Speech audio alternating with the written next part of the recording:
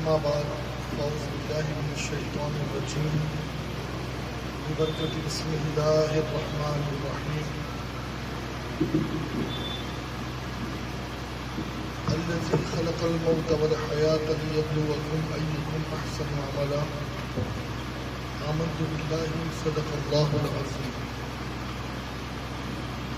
السلام علیکم ورحمۃ اللہ تعالی وبرکاتہ. من اتبع الہدی. جس انداز سے درود و سلام میں پڑھا ہوں میرے ساتھ مل کر کے پڑھ لیں. الصلاۃ والسلام علیک یا رسول اللہ، الصلاۃ والسلام علیک یا حبیب اللہ، الصلاۃ والسلام علیک یا نبی اللہ وعلی آلک واصحابک یا نور اللہ صلی اللہ تعالی علیہ وسلم. مجھ سے قبل آپ نے لوگوں کے تاثرات مرحوم کے حوالے سے سنے، اور میں انشاءاللہ شارٹ ٹائم میں کچھ خاص باتیں جس کا مجھے حکم دیا گیا ہے وہ آپ کے ساتھ شیئر کرنے کی کوشش کروں گا. سب سے پہلی چیز تو یہ کہ خلق خدا جو ہے وہ نقار خدا ہوتی ہے، یعنی لوگوں کی زبان سے نکلے ہوئے جملے ہی مالک کے جملے ہوتے ہیں. ایک مرتبہ پیغمبر محمد صلی اللہ علیہ وسلم پروفٹ بیٹھے ہوئے تھے، ایک جنازہ گیا تو لوگوں نے اس جنازے کی تعریف کی. پروفٹ محمد صلی اللہ علیہ وسلم نے کہا کہ اس پر لازم ہو گئی، کمپلسری ہو گئی. پھر تھوڑی دیر بعد ایک جنازہ گیا، لوگوں نے مرحوم کی برائی کی تو پروفٹ محمد صلی اللہ علیہ وسلم نے کہا کہ اس پر لازم ہو گئی، اس پر ضروری ہو گئی، اس پر کمپلسری ہو گئی. تو جو ان کے کمپینین تھے صحابہ، انہوں نے پروفٹ سے عرض کی کہ پروفٹ یہ بتائیں کہ آپ نے دونوں کے لیے ایک ہی شبد استعمال کیا جس کی لوگوں نے تعریف کی، اس مرتق کے بارے میں بھی آپ نے یہی کہا کہ اس پر کمپلسری ہو گئی، اور جو جس کی لوگوں نے برائی کی اس کے لیے بھی آپ نے یہی کہا کہ اس پر کمپلسری ہو گئی. تو پروفٹ نے کہا کہ جس کی لوگوں نے تعریف کی اس پر سورگ لازمی ہو گئی، اور جس کی لوگوں نے برائیاں کی تو اس پر نرک لازمی ہو گئی. اس لیے کہ جو لوگوں کے مشاہدات ہیں، جو لوگ آئی وٹنس ہوتے ہیں، وہی اصل میں انسان کی زندگی جانتے ہیں. اور دیکھیں اس وقت ڈاکٹرز کی کمی نہیں ہے پوری دنیا میں. آج تو 40 لاکھ روپیہ دینے کے بعد بھی ایڈمیشن نہیں ہو پا رہے MBBS میں. لیکن دوستو، کیا ڈاکٹر صحیح معنوں میں وہ ڈاکٹرز ہیں جو اس وقت سب سے بڑے مافیا بن چکے ہیں، جو کڈنی چوری کر رہے ہیں، جو لوگوں کا لیور گردہ چوری کر رہے ہیں؟ یہ کوئی ڈاکٹر ہوتے؟ ڈاکٹر کہتے کسے ہیں؟ اور اصل میں اس کی جو شان ہے وہ کیا ہوتی ہے ڈاکٹر کی؟ تو دیکھیں، جس کے دل میں سب سے زیادہ مالک کا خوف ہے وہی صحیح معنوں میں اصلی ڈاکٹر ہے. آج لوگوں کا جیب کاٹنا، لوگوں کو تکلیف دینا، غریبوں کو مجبور کرنا بلا وجہ، نہ تو ان کو آپریشن کی ضرورت ہوتی ہے نہ ہی جانچوں کی ضرورت ہوتی ہے، لیکن لوگوں کو تکلیف میں مبتلا کیا جاتا ہے. اصل معنوں میں ڈاکٹر کون ہے؟ اب دیکھیں، پروفٹ صلی اللہ علیہ وسلم فرماتے ہیں کہ قیامت کے دن ایک بندہ اللہ رب العزت کے حضور، مالک کے حضور آئے گا، تو مالک کہے گا میں بھوکا تھا، تو نے مجھے کھانا نہیں کھلایا، میں پیاسا تھا، تو نے مجھے پانی نہیں پلایا، میں بیمار تھا، تو مجھے دیکھنے نہیں آیا۔ تو وہ جو بندہ ہوگا وہ مالک سے عرض کرے گا، مالک تو مالک ہے، تو بیمار ہونے سے، بھوکا ہونے سے، پیاسا ہونے سے پاک ہے، تیری ذات بڑی ہے، تو کیسے بھوکا ہوگا؟ تو پوری دنیا کو پانی پلاتا ہے، تو کیسے بھوکا ہوگا؟ تو پوری دنیا کو کھانا کھلاتا ہے، پوری دنیا کو تو ہر مریض کو، ہر پیشنٹ کو تو شفا دیتا ہے، تو کیسے بیمار ہوگا؟ تو اس وقت اللہ نے فرمایا تھا، اے بندے تجھے یاد ہے فلاں دن فلاں پیشنٹ کی خبر تیرے سامنے آئی تھی، اگر تو اس پیشنٹ سے ملنے جاتا تو مجھے پاتا،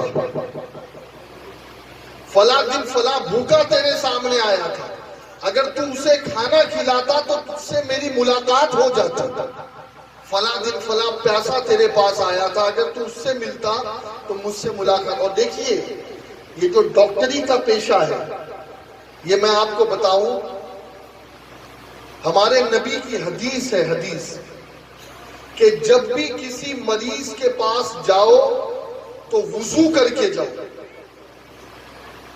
جو مسلمان ہیں وہ تو اس کو سمجھ رہے ہیں، جو دوسرے بھائی بیٹھے ہیں میں ان کو بتاؤں کہ دیکھیے ہمیں جب قرآن کو ہاتھ لگانا ہوتا ہے تو وضو، ایبلوشن جس کو کہتے ہیں، وہ کمپلسری ہوتا ہے، منہ دھونا، ہاتھ دھونا، مسح کرنا، پیر دھونا۔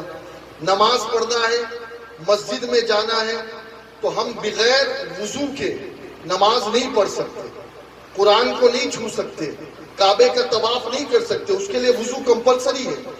لیکن ہمارے پروفٹ کہہ رہے ہیں کہ جب کسی مریض کے پاس جاؤ، کسی پیشنٹ کے پاس جاؤ، اس کو پوچھنے کے لیے، تب بھی وضو کرو۔ بات سمجھ میں نہیں آئی؟ یہاں تو قرآن نہیں پڑھنا ہے، نماز نہیں پڑھنا ہے، یہ تو پیشنٹ ہے، یہ تو مریض ہے، اس کے پاس وضو کرنے کے لیے وضو کر کے کیوں جائے؟ تو صوفیہ کہتے ہیں بات یہ ہے کہ وہ پیشنٹ کے پاس بظاہر تو جو جا رہا ہے تو اس پیشنٹ کے روپ میں تجھے اللہ سے ملاقات ہوگی، تو اپنے رب سے ملے گا۔ اور دیکھیں اس وقت کے جو حالات ہیں، بڑی مشکل سے ہوتا ہے چمن میں دید ابر پیدا، ہزاروں سال نرگس اپنی بے نوری پہ روتی ہے، بڑی مشکل سے ہوتا ہے چمن میں دید ابر پیدا۔ ڈاکٹر صاحب جیسے لوگ صدیوں میں ہوتے ہیں، صدیوں میں۔ آپ کو میں کیا بتاؤں کہ ایک مرتبہ اس وقت کے جو حالات ہیں، ایک کتاب ہے جو پوری دنیا میں اور خاص طور پہ یورپ میں سب سے زیادہ جس کی سیل آؤٹ ہے، اس کتاب کا نام ہے مثنوی، مولانا روم کی مثنوی ہے۔ کبھی آپ کو بھی موقع ملے تو اس کتاب کو ضرور پڑھیے۔ یہ صوفیوں کی کتاب ہے، تصوف کی کتاب ہے، اور بڑے مہان تھے اس کے جو لیکھک تھے۔ انہوں نے ایک بات لکھی اپنی کتاب میں۔ وہ بات کیا لکھی انہوں نے؟ وہ لکھتے ہیں کہ ایک مرتبہ ایک صوفی سنت تھے، وہ دن میں بازار میں، یہ پیلی بھنگا بھی بہت بڑی مارکیٹ ہے، تو ایسے ہی کسی مارکیٹ میں دن میں چراغ لے کر کے نکلے۔ بھائی اس ٹائم تو ٹارچ کا مسئلہ تھا نہیں، اس ٹائم چراغ جلا کرتے تھے۔ تو جب لوگوں نے ان کو دیکھا تو ہنسنے لگے، کہا یہ دن میں چراغ کا کیا مطلب؟ دن میں چراغ لے کر آپ نکل رہے ہیں، کیا سوریہ کی روشنی، سوریہ کا پرکاش آپ کے لیے کافی نہیں ہے؟ تو انہوں نے کہا کہ میں کچھ ڈھونڈ رہا ہوں۔ تو لوگوں نے کہا آپ کیا ڈھونڈ رہے ہیں؟ تو وہ کہتے ہیں صوفی کہ میں انسان کو ڈھونڈ رہا ہوں، میں مانو کو ڈھونڈ رہا ہوں۔ وہ ہنسنے لگے، کہ یہ پورا مارکیٹ انسانوں سے بھرا ہوا ہے، یہ دیکھیے لوگوں کے سر ہے، آپ کو انسانی نظر نہیں کا، یہ انسان ہے کیا؟ یہ تو ان کا آؤٹ لک انسانوں جیسا ہے، ورنہ ان کا جو ان لک ہے یہ تو بھیڑیے سے زیادہ خطرناک ہے۔ ان کے دل میں کسی کے لیے دیا کی جو ہے بھاونا ہے کہاں؟ یہ تو ایک دوسرے کو نیچا دکھانے میں لگے ہیں، یہ تو ایک دوسرے کو جو ہے وہ ذلیل کرنے میں لگے ہیں، یہ تو ایک دوسرے کو مارنے میں لگے ہیں۔ اور پھر انہوں نے ایک بڑی پیاری بات کی، انہوں نے کہا کہ آپ جانتے ہو انسان کسے کہتے ہیں؟ انہوں نے کہا انسان اسی کو کہتے ہیں جو دوسروں کے کام آئے، انسان اسی کو کہتے ہیں جو دوسروں کے کام آئے۔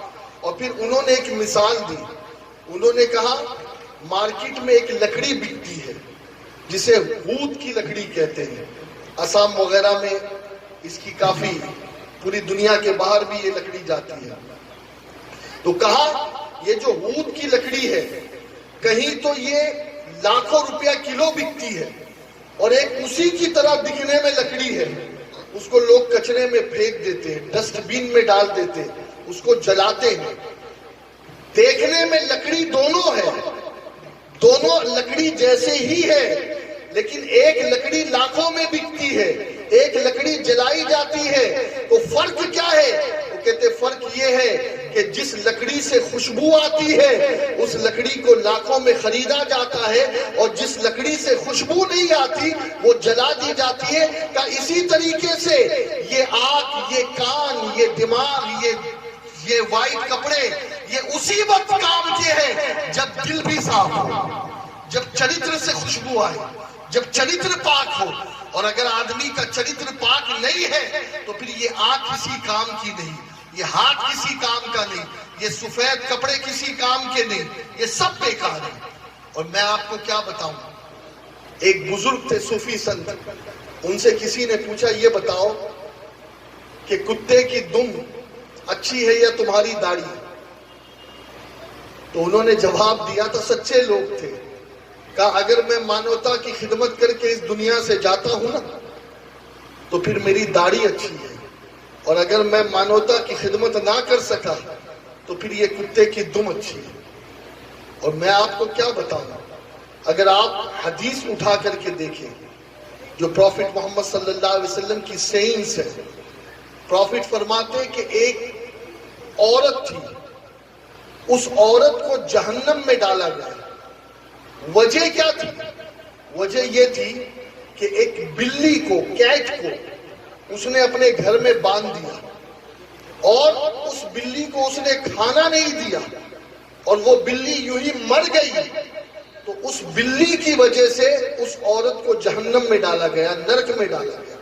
لیکن وہیں پر ایک ایسی عورت تھی کہ جس کا کیریکٹر بہت اچھا نہیں تھا، لیکن وہ ایک راستے سے گزر رہی تھی، تو اس نے دیکھا کہ جو راستے میں ایک کتا ہے، کتا، اور وہ کتا پیاس کی وجہ سے تڑپ رہا ہے، کنویں میں پانی نیچے ہے، وہ کتا وہاں تک پہنچ نہیں پا رہا ہے۔ تو اب اس عورت نے اپنے موزے سے پانی نکال کر کے اس کتے کی جان بچائی۔ تو اللہ نے، مالک نے اس عورت کو کتے کی جان بچانے کی وجہ سے جنت عطا فرمائی، سورگ عطا۔ میں یہ کہتا ہوں ارے جو ایک جانور کی جان بچائے اسے سورگ مل سکتی ہے، تو جس نے ہزاروں انسانوں کی جان بچائی تو مالک اسے سورگ کیوں نہیں عطا فرمائے گا؟ اور ایک چیز ہمیشہ یاد رکھیں، دھرم کسے کہتے ہیں؟ What is the definition of religion? داڑھی رکھنے کا نام ریلیجن ہے، پوجا پاٹ کرنے کا نام ریلیجن ہے، نماز پڑھنے کا نام ریلیجن ہے، قرآن پڑھنے کا نام، سب نے اپنے اپنے اعتبار سے اس کی ڈیفینیشن کی۔ لیکن آج میں پروفٹ محمد صلی اللہ علیہ وسلم نے جو دھرم کی پریبھاشا ہمیں سمجھائی ہے، جو ڈیفینیشن، جو دھرم کا ارتھ ہمیں بتایا ہے، وہ میں آپ کے سامنے رکھنا چاہتا ہوں۔ پروفٹ محمد صلی اللہ علیہ وسلم سے پوچھا گیا کہ دھرم کسے کہتے ہیں، ریلیجن کسے کہتے ہیں، ریلیجس، اور دین کسے کہتے ہیں، دین. توجہ ہے آپ کی؟ پروفٹ محمد صلی اللہ علیہ وسلم فرماتے ہیں الدین النصیحہ. یہ عربی کے الفاظ ہیں جو میں نے کوٹ کیے. اس کا ٹرانسلیشن کیا ہوتا ہے؟ پروفٹ محمد صلی اللہ علیہ وسلم سے پوچھا گیا کہ دھرم کیا ہے، تو پروفٹ نے نماز نہیں کہا، روزہ نہیں کہا، حج نہیں کہا، زکوٰۃ نہیں کہا، داڑھی رکھنا یا حجاب پہننا نہیں کہا. پروفٹ نے جواب دیا لوگوں کا بھلا کرنا یہی دھرم ہے. لوگوں کا بھلا کرنا، لوگوں کے پرتی اچھی بھاونائیں رکھنا، لوگوں کی خدمت کرنا. اور دیکھیے ہم سب چاہتے ہیں کہ ہم پرماتما سے ملے، ایشور سے ملے، اور اس حال میں ملے کہ ہمارا رب، ہمارا مالک ہم سے خوش ہو. آپ جانتے ہیں صوفیہ کہتے ہیں کہ مالک سے ملنے کے بہت سارے راستے، بہت سارے راستے، لیکن سب سے شارٹ کٹ وے، بائی پاس وے جو مالک سے ملنے کا ہے وہ یہ ہے کہ مالک کے بندوں کی خدمت کرو، تمہیں مالک مل جائے. مالک کے بندوں کی خدمت کرو. اور سنیے میں آپ کو کیا بتاؤں، مالک خود کہتا ہے کہ جس نے کسی بیمار کو پوچھا نا تو گویا وہ مجھے پوچھنے آیا ہے. جس نے کسی بھوکے کو کھانا کھلا دیا گویا اس نے مجھے کھانا کھلایا، جبکہ مالک ان چیزوں سے پاک ہے. اور جانتے ہو آپ آج ہم کبھی 2 روپیہ 10 روپیہ 100 روپیہ کسی غریب کے ہاتھ میں دیتے ہیں. کچھ لوگوں کی عادت یہ ہوتی ہے کہ وہ دیتے وقت سامنے والے کو اس انداز سے دیتے ہیں کہ اسے انسلٹ فیل ہوتا ہے. بڑی معذرت کے ساتھ ایک بات کہوں، معافی کے ساتھ، آج تو کچھ این جی اوز کام کرتی ہے لیکن وہ این جی اوز فوٹو کھنچوا کر کے اخبار میں جب آتا ہے نا تو یقیناً آپ کے این جی او کا نام ہوتا ہے، آپ نے جنہیں بلایا ہے، جو راشن کا پیکج بانٹ رہا ہے اس کا نام ہوتا ہے.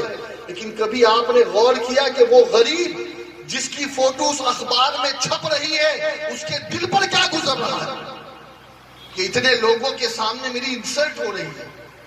یاد رکھیں مالک یہ کہتا ہے، رب یہ کہتا ہے، اللہ یہ کہتا ہے کہ جب تم کسی کے ہاتھ میں کچھ دیتے ہو تو مالک کہتا ہے وہ اس کے ہاتھ میں نہیں جاتا ہے، وہ بظاہر دیکھنے کے لیے تو وہ غریب کا ہاتھ ہوتا ہے لیکن حقیقت میں وہ میرا ہاتھ ہوتا ہے، میں اپنے ہاتھ سے اسے لیتا ہوں. لہذا یاد رکھیں ان چیزوں کی توجہ دے. اور دیکھیے ایک بات میں عرض کروں، ایک کتاب جس کا نام ہے The 100، Michael Hart, doctor Michael Hart اس کے لیکھک ہیں. انہوں نے اس کتاب کے اندر ایک بات لکھی، پوری دنیا کے 100 پربھاؤ شالی لوگوں کا اس کتاب میں انہوں نے تذکرہ کیا، 100، اور کتاب کا نام بھی The 100 لکھا. وہ تھے کرسچن، لیکن جب انہوں نے اس کتاب کو لکھا نا تو اس کتاب میں انہوں نے گاندھی جی کا بھی تذکرہ کیا، حضرت عمر فاروق اعظم کا بھی تذکرہ کیا، اور گوتم بدھا کا بھی تذکرہ کیا، کئی لوگوں کا، مہاویر کا بھی تذکرہ کیا، کئی لوگوں کا تذکرہ کیا، جیزس کرائسٹ کا بھی تذکرہ کیا، موزیس کا بھی تذکرہ کیا. لیکن جب اس کتاب کو وہ مارکیٹ میں لائے نا تو جب نمبرنگ تو فرسٹ نمبر پر انہوں نے پروفٹ محمد کو رکھا، فرسٹ نمبر پر. تو کچھ کرسچنز ان کے پاس پہنچے. انہوں نے کہا کہ you are Christian and your faith are telling you کہ you put on top name of Jesus. یہ تیرا ایمان یہ کہتا ہے کہ جیسس ٹاپ پہ ہونا چاہیے اس لیے کہ یو آر کرسچن. لیکن تو کرسچن ہونے کے بعد بھی تو نے پروفٹ محمد کے نام کو اتنا اوپر کیوں رکھا؟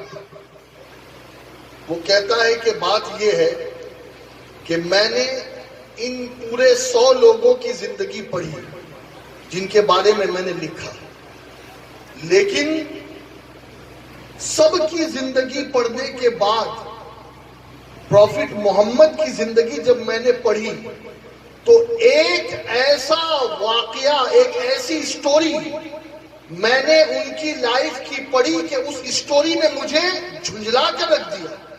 میرے رونگٹے کھڑے ہو گئے، میرے بال کھڑے ہو گئے، اور میں مجبور ہو گیا کہ میں 99 لوگوں کو نیچے رکھوں گا اور پروفٹ محمد کو ٹاپ پر رکھوں گا. اس سے پوچھا گیا بھئی ایسا کون سا واقعہ، کون سی سٹوری تو نے پڑھی پروفٹ محمد صلی اللہ علیہ وسلم کی لائف میں؟ اب ذرا غور سے سننا، یہ میں کسی مسلم کی بات نہیں کر رہا، مسلم تو کرے گا ہی اپنی بات، یہ کرسچن کی بات کر رہا ہوں. اس نے کہا کہ ایک مرتبہ پروفٹ محمد صلی اللہ علیہ وسلم ایک گارڈن میں بیٹھے ہوئے تھے. توجہ سے سنو، کہاں بیٹھے تھے؟ گارڈن میں. اور اس گارڈن کے اندر کچھ بچے کھیل رہے تھے. تھوڑی دیر بعد ایک شخص آیا، ایک سجن آئے، اور انہوں نے اپنے بیٹے کو بیٹا کہہ کے پکارا. Oh my son come here, oh my son come here. تو پروفٹ محمد نے اسے سٹاپ کیا، کہا بیٹا کہہ کے مت بلا، اس کا نام لے کر بلا، جو بھی اس کا نام ہو، سلیم ہو، عبداللہ ہو، کیلاش ہو، جو بھی نام ہو، نام لے کے بلا. وہ سمجھا نہیں. پھر اس نے دوبارہ آواز دی، oh my son come here, oh my son come here. Prophet نے دوسری بار اسے منع کیا، پھر بھی وہ نہیں سمجھا. جب تیسری بار اس نے آواز دی oh my son come here, تو پروفٹ نے اسے پکڑ کر بٹھا دیا اپنے ساتھ اور کہا سن، میں تجھے کیوں روک رہا ہوں، اس کی وجہ سمجھ. اس نے کہا میرا بیٹا ہے، میں بیٹا کہہ کے اگر اپنے بیٹے کو پکاروں تو اس میں حرج کیا ہے؟ میں اس کا باپ ہوں، I am his father. میں اگر اپنے سن کو سن نہ کہوں تو کیا کہوں؟ کہا سن، بات یہ ہے کہ اس کھیلنے والے بچوں کے گروپ میں کچھ بچے اناتھ بھی ہیں، orphan childs بھی ہیں، کچھ ایسے بھی ہیں کہ جن کے باپ اس دنیا میں نہیں رہے، جن کے باپ کا نام وہ بچے نہیں جانتے. تو اگر کہے گا کہ او مائی سن کم ہیئر تو ان بچوں کے دل میں یہ بھاونا آئے گی کاش آج میرے پتا جی بھی جیونت ہوتے تو وہ بھی مجھے بلاتے. تو ان بچوں کا دل دکھ جائے گا. اور محمد صلی اللہ علیہ وسلم یہ نہیں چاہتا کہ کسی بچے کا بھی دل دکھے، کسی بچے کا بھی دل دکھے، میں یہ نہیں چاہتا. اور پروفٹ فرماتے ہیں کہ میں کسی بچے کا بھی دل توڑنا نہیں چاہتا، میں دلوں کو توڑنے کے لیے نہیں، میں دلوں کو جوڑنے کے لیے آیا. اور سنیے، ایک مرتبہ پروفٹ محمد صلی اللہ علیہ وسلم جب معراج سے آئے، آپ جانتے ہیں کہ ایک جرنی ہوئی تھی ان کو جسے معراج کہتے ہیں. آسمانوں کی سیر ہوئی تھی. سبحان الذی اسری بعبدہ لیلا من المسجد الحرام الی المسجد الاقصی. اب پروفٹ جب وہاں سے آئے تو وہاں سے آنے کے بعد پروفٹ محمد صلی اللہ علیہ وسلم نے اپنی بیوی عائشہ صدیقہ رضی اللہ عنہا کو اپنے پاس بلایا اور یہ کہا کہ آج میں ایک راز کی بات تجھے بتاتا ہوں جو مجھے معراج میں میرے رب نے دی، مجھے میرے مالک نے مجھے عطا کی۔ پروفٹ محمد صلی اللہ علیہ وسلم نے جیسے ہی یہ بات ان سے کہی تو انہوں نے کہا یا رسول اللہ ضرور بتائیے وہ راز کی بات کیا ہے۔ تو پروفٹ محمد صلی اللہ علیہ وسلم نے فرمایا کہ وہ راز کی بات یہ ہے کہ اگر کوئی کسی دکھی کا دل جوڑ دے، جس کا دل ٹوٹا ہوا ہے، تو اللہ اس دل کو جوڑنے والے کو سورگ عطا فرمائے گا، جو دل کو جوڑ دے۔ اب ان کی بیوی بڑی خوش ہوئی اور خوش ہونے کے بعد اپنے ابا کے پاس گئی، ابو بکر صدیق رضی اللہ عنہ کے پاس۔ اب جیسے ابو بکر صدیق رضی اللہ عنہ کے پاس گئی اور یہ بات نبی کی بتائی تو حضرت ابو بکر صدیق پھوٹ پھوٹ کر کے رونے لگے، پھوٹ پھوٹ کر۔ تو پوچھا گیا کہ رونے کی وجہ کیا ہے؟ یہ بات تو اچھی ہے کہ کوئی کسی کا دل جوڑ دے تو اسے سورگ ملے گی، اور آپ اس بات پر رو رہے ہو؟ تو صدیق اکبر رضی اللہ تعالیٰ عنہ نے جواب کیا دیا؟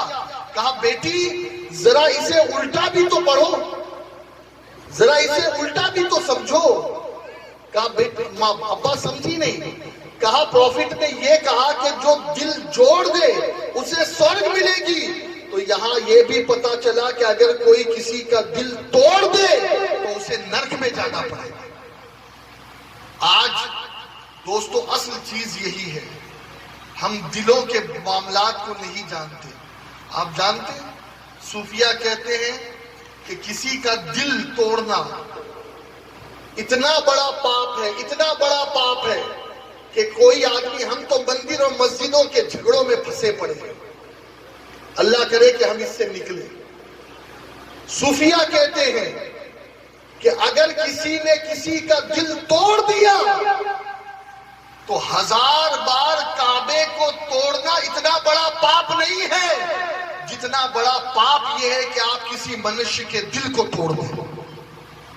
آج ہم اس چیز کی طرف توجہ ہی نہیں دیتے کہ ایک انسان کی عزت، ایک انسان کا احترام، ایک انسان کی رسپیکٹ۔ ہمارے پروفٹ محمد صلی اللہ علیہ وسلم کے سامنے سے ایک جنازہ گیا، وہ کھڑے ہو گئے تو کسی نے آ کر کہا پروفٹ یہ مرنے والا مسلمان نہیں تھا۔ تو پروفٹ نے کہا چپ، انسان تو تھا، انسان تو تھا۔ آج لوگوں کے دلوں کو جوڑنا، لوگوں کے دلوں کا خیال رکھنا۔ دیکھیے ٹائم میرے پاس بہت زیادہ نہیں ہے، 2 اور باتیں بتا کر کے میں اپنی گفتگو کو کنکلوڈ کروں۔ آپ کافی دیر سے بیٹھے ہیں، مجھے آپ کا بھی احساس ہے بیٹھنے کا۔ ایک بہت بڑے صوفی سنت گزرے ہیں، ان کا نام ہے سید احمد کبیر رفاعی۔ عراق بصرہ کے پاس ان کا مزار ہے، میں بھی گیا ہوں ان کی شرائن پر، مزار پر۔ ان کی عادت یہ تھی کہ جو محلے میں کتے ہوتے تھے نا، ڈاگس، ان سے بڑی محبت کرتے تھے۔ بلکہ ایک مرتبہ ایک کتے کو خارش کی بیماری ہو گئی تو گاؤں والوں نے اس کتے کو جنگل میں ڈال دیا۔ تو یہ گئے اور جنگل میں انہوں نے ایک مکان اپنے لیے بنایا، ایک اس کتے کے لیے بنایا اور پورا ٹریٹمنٹ کیا جب تک کہ وہ کتا اچھا نہیں ہوا، جو جڑی بوٹی لگانی تھی۔ جب وہ کتا اچھا ہوا تو پھر 1 مہینے بعد، 2 مہینے بعد، جتنے بھی دن لگے، پھر وہ اس کتے کو لے کر کے سٹی میں آئے۔ ایسے لوگ بھی گزرے۔ آج تو ہم انسانوں کی قدر نہیں کرتے، وہ جانوروں کے پرتی ایسی بھاونائیں رکھتے تھے۔ اب ایک مرتبہ نماز کے لیے وہ جا رہے تھے. آپ جانتے ہیں یہاں پر کھیتی باڑی ہوتی ہے, سب شیتکاری کاشتکاری لوگ ہیں. تو کبھی کبھی جب پانی وغیرہ ڈالتے ہیں ہم کھیت میں تو ایک راستہ ہوتا ہے, نیچے بھی کیچڑ ہوتا ہے, یہاں بھی کیچڑ ہوتا ہے. تو وہ ایک مرتبہ اسی راستے سے گزر رہے تھے سید احمد کبیر رفاعی. توجہ سے سننا میری بات.